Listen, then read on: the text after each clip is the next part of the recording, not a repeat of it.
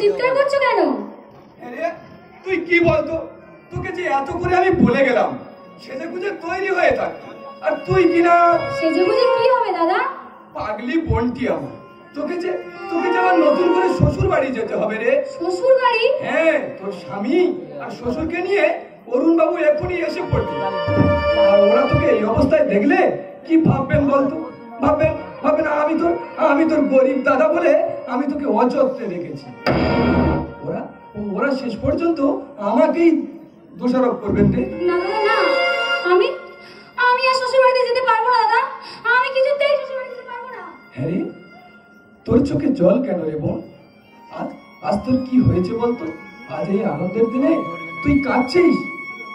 দাদা তুই চিন্তা করিস না রে বোন, আমি কথা দিচ্ছি, আমি তোকে নতুন করে আমার শ্বশুর বাড়ি, তোর শ্বশুর বাড়ি আমি তোকেই ফিরিয়ে দেবো রে বোন। ওই গাড়ির আওয়াজ হচ্ছে রে, ওরা নিশ্চয়ই এসে গেছে। দেখি আমি যাই, তুই ছেলে বুঝে তৈরি হয়ে নে বোন। দাদা দাদা আমি পাগল মানুষটাকে কি করে বোঝাই? আমার এই আর সংসার মন্দিরে মানায় না, আমি কিছুতেই সংসার মন্দিরে ফিরে যেতে পারবো না। স্বামী যে আমার আরাধ্য দেবতা, আর আমি আমার স্বামীর সাথে কোন রকম প্রতারণা করতে পারবো না। আর তাই তো সে আসার আগে আমি বিষকে চিরতরে এই পৃথিবী থেকে মুক্তি দেব।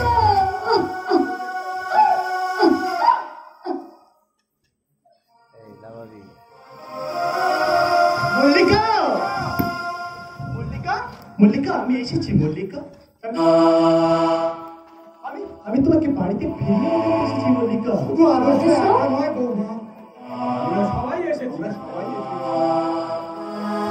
আপনারা সবাই এসেছেন আমাকে আমার সংসারে ফিরিয়ে নিয়ে যেতে। ও ঠাকুর, স্বামী যদি দয়াই করলে তবে না, আমার যা সংসার মন্দিরে মানায় না, আমি যে সংসার মন্দিরে ফিরে যেতে পারবো না।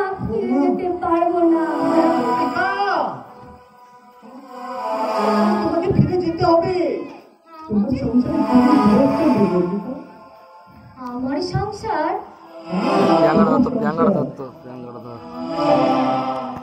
না, আমি ফিরে যেতে পারবো না, কিছুতেই না।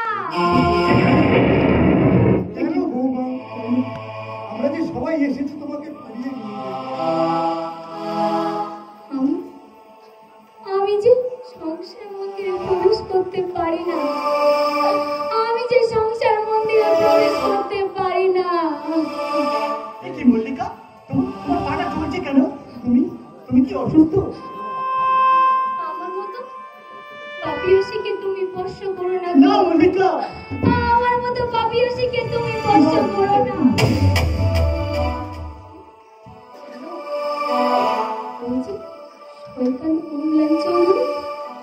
কামনার আগুনে আমি যে কত বিখ্যাত হয়ে গেছি। যন্ত্রণা, অসহ্য যন্ত্রণা, যন্ত্রণা আমি সহ্য করতে পারছি না গো, আমি সহ্য করতে পারছি না। আর জানো, আমি এই জীবন থেকে মুক্তি পেতে, আমি যে এই জীবন যন্ত্রণা থেকে মুক্তি পেতে আমি যে বিষ খেয়েছিলাম।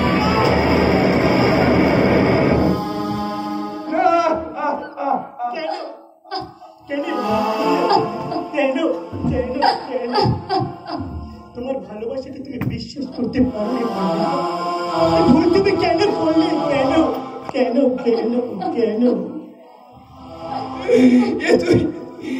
তুই কি করলি রে হতভাগী?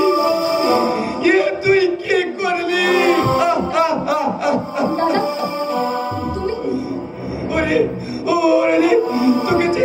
তোকে যে নতুন করে শ্বশুর বাড়ি পাঠাবো বলে তোর জন্য আমি লাল শাড়ি কিনে এনেছিলাম বোন, তোর জন্য আমি লাল শাড়ি কিনে এনেছিলাম। আর আবার সেই সুখের স্বপ্ন ভেঙে তুই চুরমার করে দিলি হতভাগী। আবার সেই সুখের স্বপ্ন ভেঙে চুরমার করে দিলি। করো না দাদা, তুমি দুঃখ করো না। আর এক মুহূর্ত দেরি না করে মল্লিকা দেবীকে এখনই হাসপাতালে নিয়ে যাওয়ার ব্যবস্থা করতে হবে। না না স্যার, আমাকে আর যে কোথাও নিয়ে যেতে হবে না। আমি যে মৃত্যুর সময় আমার স্বামীকে চোখের সামনে দেখতে পাচ্ছি, এটাই যে আমার জীবনের সব থেকে বড় বড় পাওয়া গো। আমার জীবনের সব থেকে বড় পাওয়া। মল্লিকা, এই ভুল তুমি কেন করলে মল্লিকা? ভালোবাসা তো কাঁচের পাত্র নয়। ওই শয়তান অম্লান চৌধুরী তোমার শরীর অপবিত্র করলেও তোমার মনকে অপবিত্র করতে পারেনি। তুমি কেন ভুল করলে মল্লিকা? কেন তুমি বেশ কেটে গেলে মল্লিকা? বলো। যন্ত্রণা মল্লিকা, অসহ্য যন্ত্রণা।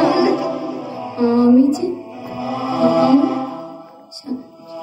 চোখের সামনে দেখতে পাচ্ছি, এটাই যে আমার জীবন সব থেকে বড়। আমার জীবনের যে সব থেকে বড় পাওয়া।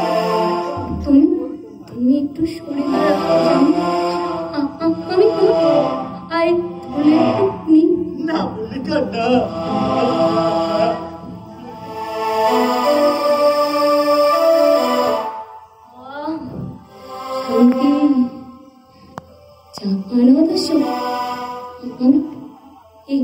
যন্ত্রণা সহ্য করতে পারছি না। আমি যে এই যন্ত্রণা সহ্য করতে পারছি না। দাদা, তুমি ভালো থেকো দাদা। তুমি আদর্শ, তুমি নতুন করে বিয়ে করো। তুমি সুখে দেখো। তুমি বিয়ে সংসারী হয়ে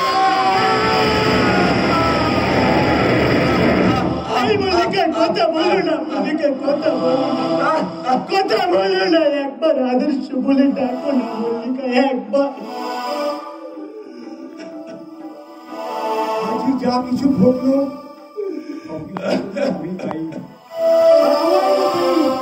অনেক সংসারে অনেক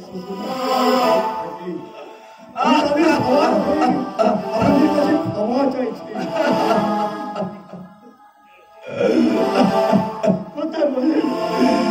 কাঁদছেন আপনারা সবাই কাঁদছেন।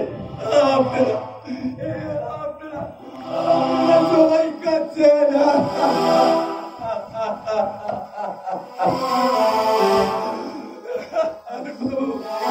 আপনিও কাঁদছেন অরুণ বাবু, কিন্তু আমি কাঁদিনি।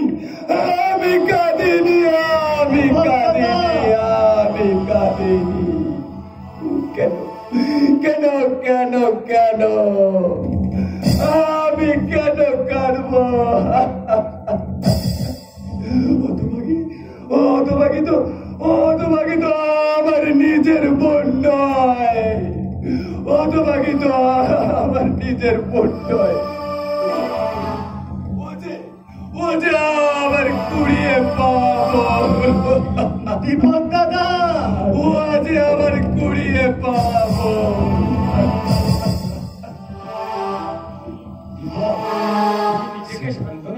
স্যার, আমি হতভাগিনীকে শ্মশানে নিয়ে যাবো স্যার।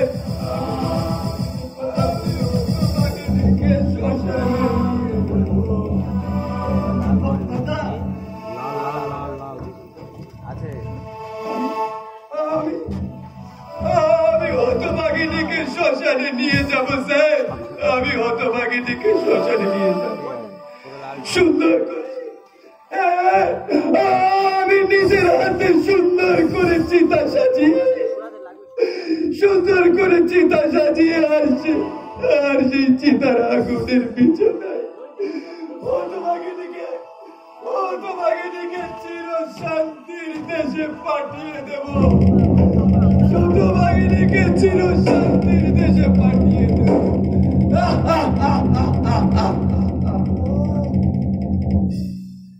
সাধের এই দেহটা একে মোটো সাদা ছাই হবে।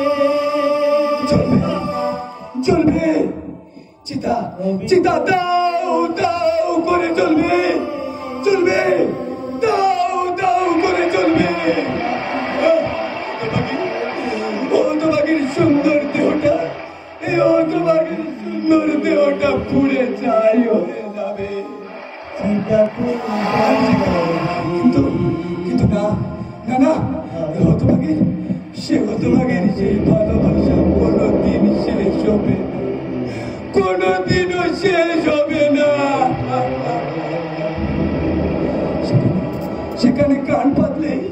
সেখানে কান পাতলেই শোনা যাবে